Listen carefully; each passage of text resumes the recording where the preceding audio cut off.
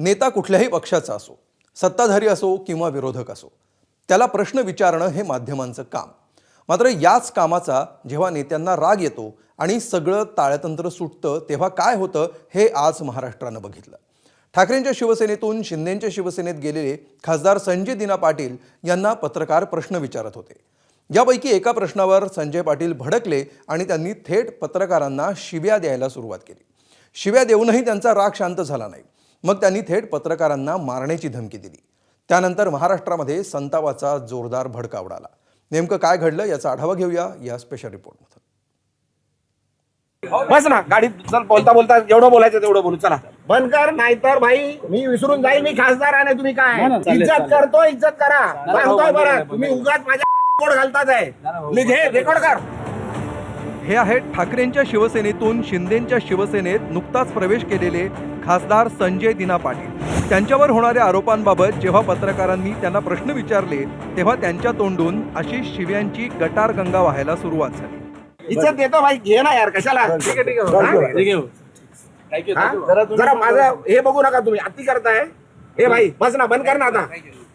बंद कर, नाहीतर भाई मी विसरून जाईल मी खासदार आहे. तुम्ही काय पहिला पण सांगितलंय मी. इज्जत करतो, इज्जत करा. सांगतोय बरं, तुम्ही उगाच माझ्या कोड घालताच आहे. फक्त शिवीगाळ करून ते थांबले नाहीत, तर पत्रकारांना त्यांनी थेट मारहाण करण्याची धमकी दिली. आपल्या देशात लोकशाही आहे, आपण एक लोकप्रतिनिधी आहोत, यापैकी कशाचंही भान न बाळगता एखाद्या गल्ली छाप डॉनच्या आवेशात त्यांनी ऑन ड्युटी पत्रकारांसमोर आपली पातळी दाखवून दिली. उघड डोक्याचा होऊ नका, घराखाली उघड देतो, ठेवतोय तुम्हाला, जेवायला देतोय. काय उगाच त्यांच्याकडे जाल, ते बोलतात ना मला, मी बोलणार नाहीये. आता परत आले तर मारून पाठवणार तुम्हाला. पण जे बोलायचं लिहायचं ते लिहा, रेकॉर्ड करा आणि सांगा तिकडे कमिशनरकडे जाऊन कंप्लेंट करा. इज्जत करतोय तुम्हाला, सहन करतोय, खूप दिवस सहन केलं तुम्ही. हा बाजू कशा काय करायचंय, कंप्लेंट करायची कर. पोलीस आहेत सर्व, त्यांच्या समोर सांगतोय. बस झाला, सहन केलं खूप. संजय दिना पाटील यांना माध्यमांनी विचारलेला प्रश्न होता त्यांनीच केलेल्या एका खळबळजनक वक्तव्याबाबतचा. त्यांच्यावर टीकेची झोड उठवणाऱ्या संजय राऊतांना उत्तर देताना संजय दिना पाटलांनी 5 जणांना ठार केल्याचं जाहीरपणे सांगितलं. मेरे घर वाले को या किसी को भी टेढ़े नज़र से भी देखा, घर में घुस के एक बार ऐसा ही हुआ था, उनको याद नहीं है. उनको बोलो जो उनके दादाजी होंगे किसी के जिंदा, तो एक बार ऐसे ही मेरे पिताजी के टाइम आए थे, 5 लोग मरे थे, 5 लोग मारे थे हमने. हाँ, वैसी दोबारा वो स्थिति नहीं हो. हाँ, और हम चिंता नहीं करते. उनके पास कोई अंडर बंडर खुद के जी में तो दम नहीं है कुछ करने का. चढ़ाते 2-4 कोई फालतू दादा लोग हैं उनके पास. हाँ, हमको दादा लोगों की जरूरत नहीं, हम खुद करने वाले लोग हैं. समझा ना. याबाबत माध्यमांनी प्रश्न विचारल्यावर उत्तर देतानाही त्यांची मगरुरी कायम होती. करू दे ना, होऊ दे ना. मी बोललोय, खुलेआम बोललोय ना. कारवाई होऊ दे ना, कारवाई पोलीस करतील ना. काय जर मी चूक केला असेल कारवाई करतील पोलीस. सत्तेत सहभागी झाल्याच्या 4थ्याच दिवशी संजय दिना पाटलांच्या डोक्यात गेलेली ही हवा बघून त्यांच्याच पक्षाच्या नेत्यांना इतका धक्का बसला की वैयक्तिक चूक नसतानाही त्यांनी माध्यमांची माफी मागितली. निश्चितच हे चांगलं नाही आहे आणि त्याच्यासाठीच तर आम्ही दिलगिरी त्यांच्याकडून मी व्यक्त नाही, पण त्यांनी व्यक्त केली पाहिजे असं वाटतं का तुम्हाला? त्यांना पण ते पण करेल, न करायला काय झालं. आणि पत्रकार काही त्यांचे दुश्मन आहे. ते पण कुठेतरी फ्रस्ट्रेशन आहे, त्यामुळे अशी सगळी विधानं समोर येतात असं म्हणावं. बरोबर आहे. कसं आहे, एखाद्या घटनेतून आलेला विषय आहे, तो लक्षात घ्या. कोणावरचा ताव कोणावर काढायचा अशातून झालेला भाग आहे. तुम्ही पण मनावर घेऊ नये.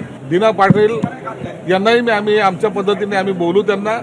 आणि या पुन्हा एकदा सांगतो, एखाद्या वेळेला फ्रस्ट्रेशन किंवा त्यांना जास्त राग आल्यामुळं त्यांनी बोललं असेल तर मी सर्व पत्रकाराची त्यांच्यातर्फे नाही माझ्यातर्फे सुद्धा मानसिक स्थिती अनवधान त्याच्या तोंडातून कधी चुकीचा शब्द गेला असेल तर त्याबद्दल मी माफी मागतो. गुंडगिरीची भाषा नाहीये का? संजय पाटीलवर साधी एनसी पण नाही उभ्या आयुष्यात, तर तू काय गुंडगिरी करणार?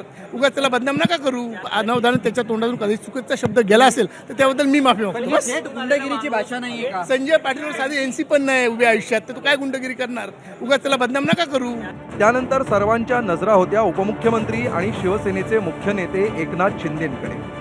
आपल्या पक्षात प्रवेश केलेल्या खासदाराचा हा उन्माद आवरता आवरता त्यांना शब्दांची चांगलीच कसरत करावी लागत होती. संजय पाटील दिलगिरी व्यक्त करतील असं सांगणाऱ्या शिंदेंनी प्रतिक्रियेतला बहुतांश वेळ हा संजय राऊतांवर पलटवार करण्यातच खर्ची घातला.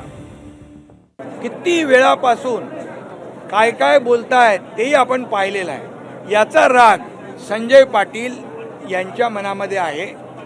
त्या पत्रकारांच्या बाबतीमध्ये त्यांच्या मनामध्ये कुठलाही राग नाही आणि पत्रकारांच्या बाबतीमध्ये अशा प्रकारचं वक्तव्य कधी आम्ही कोणी लोकप्रतिनिधींनी करूही नये. आणि त्यामुळे मी त्यांना सांगितलेलं आहे की आपल्याकडून काही शब्द गेले असतील पत्रकारांच्या अपमानजनक तर आपण पत्रकारांशी बोलून दिलगिरी व्यक्त करू. मुख्यमंत्री जेव्हा प्रतिक्रिया द्यायला माध्यमांसमोर आले तेव्हा त्यांनी घडलेला नेमका प्रकार पाहिला नसल्याचं सांगत धमकी देणं योग्य नसल्याचं म्हटलं. मी प्रवासात असल्यामुळे मला याची काही कल्पना नाही. सगळी माहिती घेऊनच याच्यावर बोलणं योग्य होईल. मी पहिले माहिती घेतो काय घडलंय. कोणीही कोणालाही अशा प्रकारची धमकी देणं योग्य नाही. पण या घटनेची मला बिलकुल माहिती नाही. आपल्याला माहिती आहे मी नागपूरहून आलो आहे आत्ता. प्रवासात असल्यामुळे मला याची काही कल्पना नाही. कल्पना घेऊन मग बोलू. हा प्रकार घडल्यानंतर ठाकरेंच्या शिवसेनेचे शिलेदार पुन्हा मैदानात उतरले. संजय दिना पाटलांमध्ये आलेली हिंसक वृत्ती ही भीतीतून आल्याची टीका सुषमा अंधारे यांनी केली. संजय दिना आतनं कमालीचे घाबरलेले आहेत. माणूस जितका जास्त हिंसक होतो याचा अर्थ तो तितकाच आतून घाबरलेला असतो. संजय दिनांना पैसे कदाचित तिप्पट कंटेनरने मिळालेले असतील पण संजय दिनांचा नैतिक जनाधार पूर्णतः ढासळलेला आहे. हे मुलुंडमध्ये उद्धव साहेब गेल्यानंतर ज्या उत्स्फूर्तपणे लोक रस्त्यावर आले होते त्यातनं कळलेलं आहे.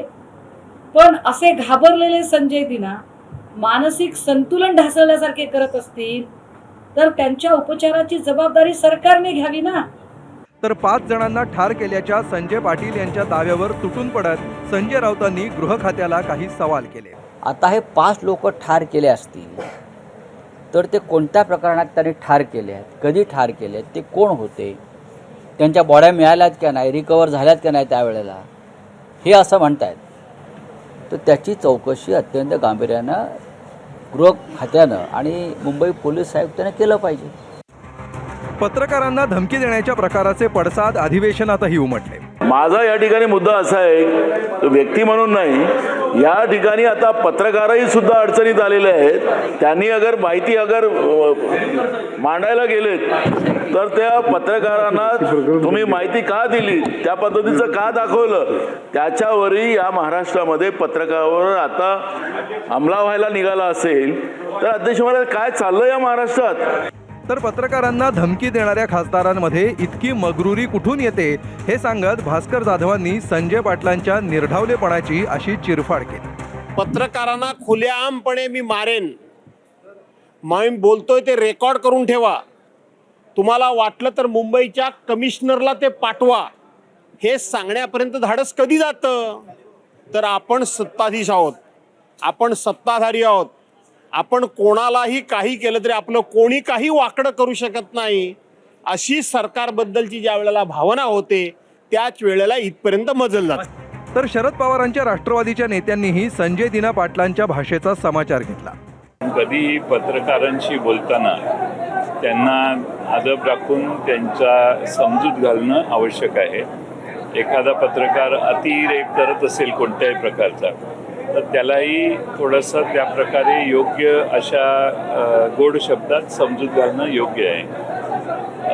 चुकीचे शब्द शिव्यांचा वापर हा मात्र निषेधार्ह. सामाजिक कार्यकर्ते ॲडव्होकेट गुणरत्न सदावर्तेंनी संजय दिना पाटलांना ते पब्लिक सर्वंट असल्याची आठवण करून दिली. विशेष म्हणजे शिंदेंच्या शिवसेनेचा शिंदे टोळी असा उल्लेख करत पत्रकारांना दिलेल्या धमकीचा निषेध केला. लेजिस्लेचर हा सुद्धा पब्लिक सर्वंट आहे आणि संजय दिना पाटील हे सर्वंट आहेत आणि सर्वंट आहेत. त्याच्यामुळं ड्युटीज आणि रिस्पॉन्सिबिलिटीज, कर्तव्य आणि जिम्मेदाऱ्या ज्याला त्याला समजल्या पाहिजेत. पत्रकारांना धमकी दिल्यावर काय होतं याची प्रचिती संजय दिना पाटलांना काही तासातच आली. दुपारी माजुरडेपणा दाखवत पत्रकारांना मारण्याची धमकी संजय दिना पाटलांनी दिली होती. आपल्या वक्तव्याची त्यांनी जाहीर माफी मागितली. ज्या दिवसापासून मी शिवसेनेत प्रवेश केलाय त्या दिवसापासून एकदम वाईट शब्दात आणि शिव्यागाळ करून मला जे अपमान करत होते, तरी पण मी सर्व अपमान सहन केले आणि तरी ते पत्रकार त्याच गोष्टी परत विचारणा करता आल्या. माझ्याकडून त्यांना विनंती करण्यात आली, पण त्यांनी न थांबता ते चालू राहिलं. त्याच्यात वाद जरा जास्त झाला. माझ्याकडून चुकीने काहीतरी अपशब्द निघाले.